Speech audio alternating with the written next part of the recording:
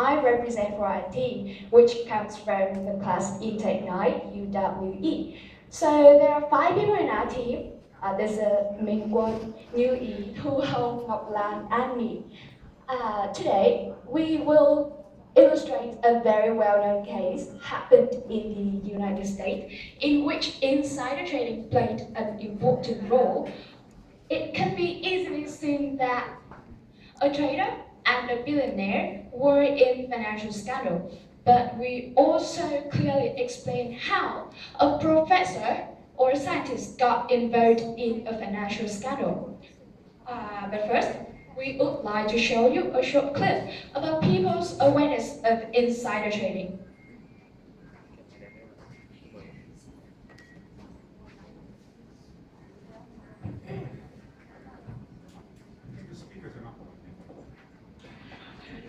Insider trading is when someone has information that they've learned privately from someone they know instead of public information. And they use this private information to make money illegally. It's usually illegal in the United States. No, I have no idea what that is. No, I have no idea about insider trading.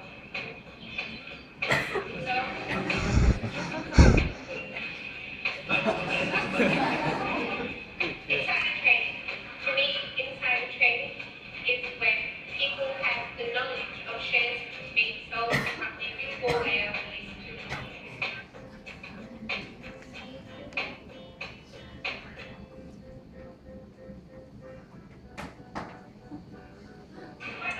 Okay, I invested in my friend's company, and he told me that the company was going to go bankrupt. That would be insider trading, and I would probably sell all of my stuff. And if I was caught, I might go to jail. Yes, I will withdraw all my money. Yes. Yes. If my friend's company was going bankrupt and I had invested in that company, I don't care about friendship. I would put all my money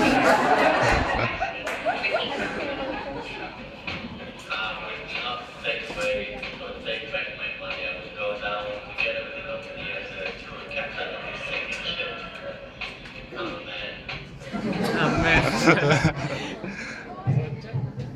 Okay, so people in this clip are teachers and students of National Economics University who have basic knowledge of economics, and some of them are from investment faculty. However, in fact, not all of them know about insider trading.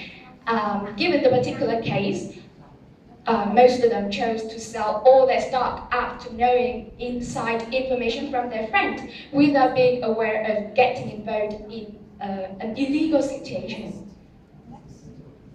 So, what is insider trading? According to Professor Harry Larris, insider trading generally refers to buying and selling security in breach of fiduciary duty and other relationship of trust and confidence. This may also happen during the possession of material and confidential information. And this may also happen between the people who pay the money for the information and the ones that misappropriate that information. So today we want to illustrate another case with more interesting detail and clear information. In this case, will be delivered through our role play with 5 main characters. Main one will be the billionaire Cohen, who is a hedge fund manager of SAC. Pizon is going to play the role of Rose, the portfolio manager of SAC. Yi will act as a professor Kate from a very famous university who also works for a project funded by 2 pharmaceutical companies, Elon and Witt, who will be an FBI officer, and me will take the responsibility of being a narrator. And now, let the role play start.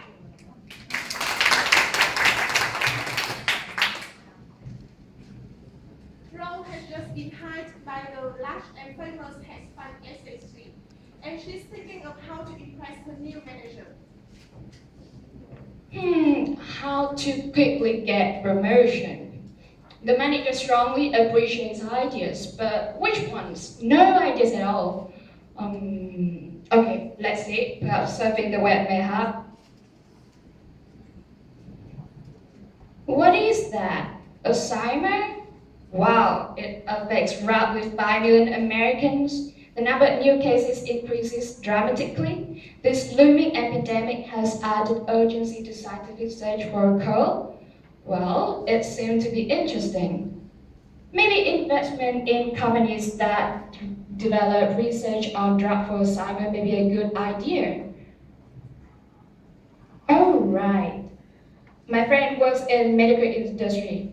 Maybe I have to call her to ask for some suggestion. Oh, hello. I'm Rose, and how are you? Long time no see. Yeah, I'm fine, thanks. I have just read some news about Alzheimer, and I'm so curious that I have to call you right after. Do you know any information about this? Really? You know a professor doing research on it? How lucky I am. I'm absolutely looking forward to seeing him someday. Thank you. See you again. And then Rose and Dr. Kate met each other the first time in 2006. To Dr. Kate, Rose seemed to be really interested in the cure for Alzheimer, and Dr. Kate was willing to share all of her understandings about this disease to her new friend Rose. As time went by, they had total 42 formal consultations from 2006 to 2008. And in terms of SAC, Rose reported all her ideas to Cohen, and Cohen found it so interesting. And Cohen decided to gamble $750 million on Elon stock. Elon is a company that carries out an experimental drug called BAPI. And in 2008, Dr. Kent was chosen to give a presentation about the final result of the experimental drug BAPI. And 8 days before that conference, Rose met Dr. Kent at a coffee shop.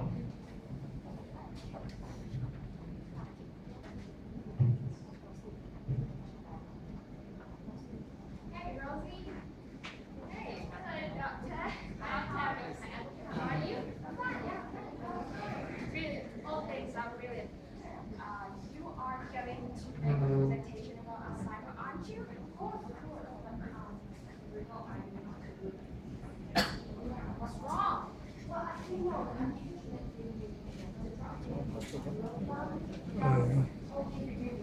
Chỗ này gì nó hơi bé.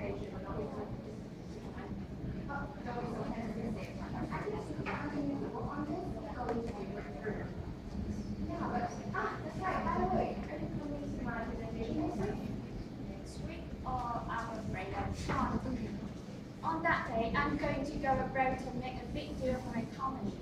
It's a pity that I can't come as I really want to know more about Alzheimer.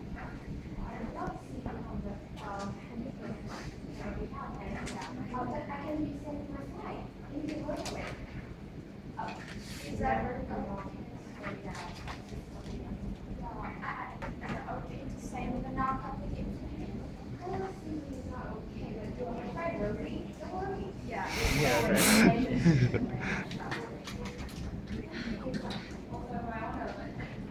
Wow.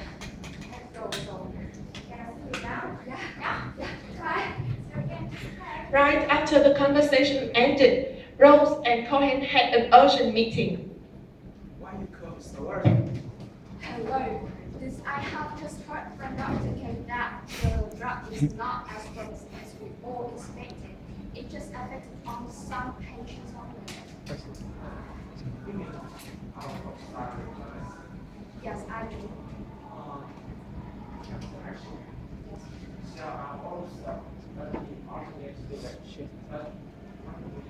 Ngoài tay quá.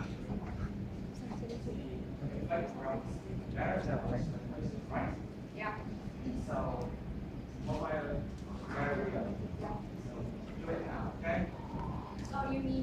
sell all the stock and then make some rumor about the stock, right? Yeah. Okay, I will do it. We're happy to do it. After the meeting with Rose, Cohen decided to sell all of his stock, $750 million. And 8 days later, the conference was held in a hotel ballroom. Thousands of people gathered there to listen to Dr. Kate's presentation.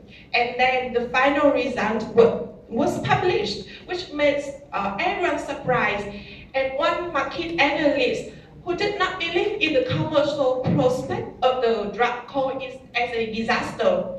And then investors immediately tried to sell all of their stock of Elon company, which made the stock price plummet. And one day after that, the stock price decreased by 40%. Investors who know a little about stock market and just invest according to the trend were really shocked because they lost all of their fortune.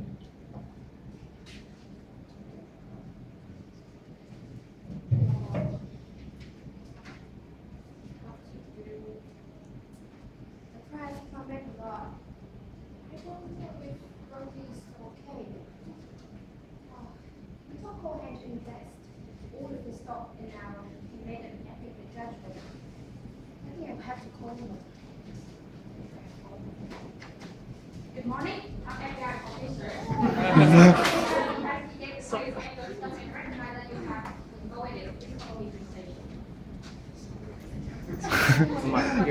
Trời ơi.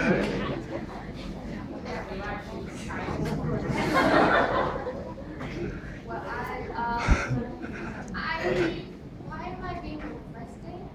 Well, you involved in a very serious case of psychological stuff. You reveal these confidential information from this woman, and she intentionally spread out the untruth information. This woman is very good. Absolutely not. Because Rosie and I share the same common passion for Alzheimer's. There's no way she can, use my information and get benefit from it. It is actually. She and this guy have made a great deal. They made $275 million on this trade. And for 1 week, Cohen have been transferred from position on value for nearly $1 billion.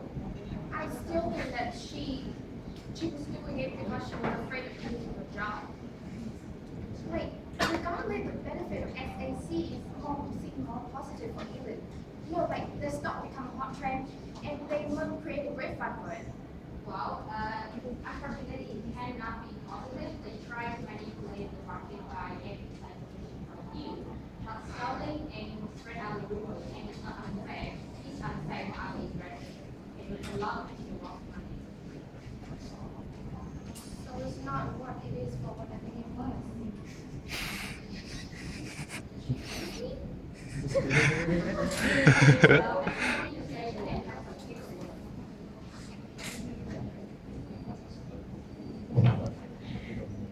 This case is a very famous case in the US, the real case of SAC hedge fund.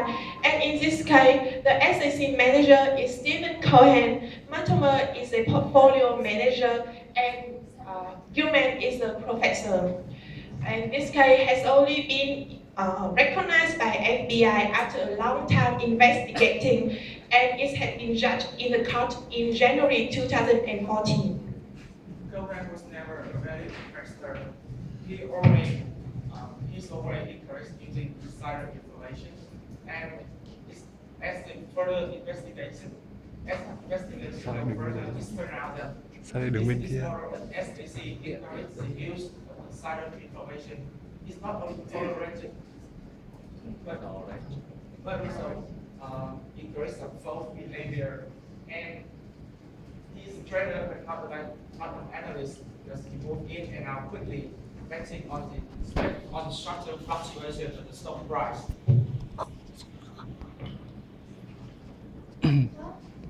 So despite the negative effect, insider trading is still popular even in the developing country. So as you can see, it's a serious matter.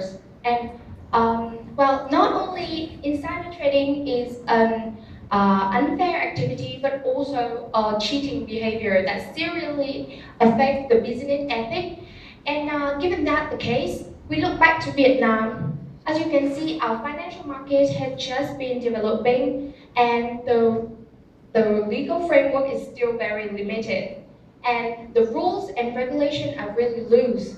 So, which basically create the golden chance for investor to actually manipulate the market. And so after some time of consideration, we suggest some implication for Vietnamese investor, employee, and policymakers. Most of the suspects of insider trading investigation have never been arrested or faced with serious jail time.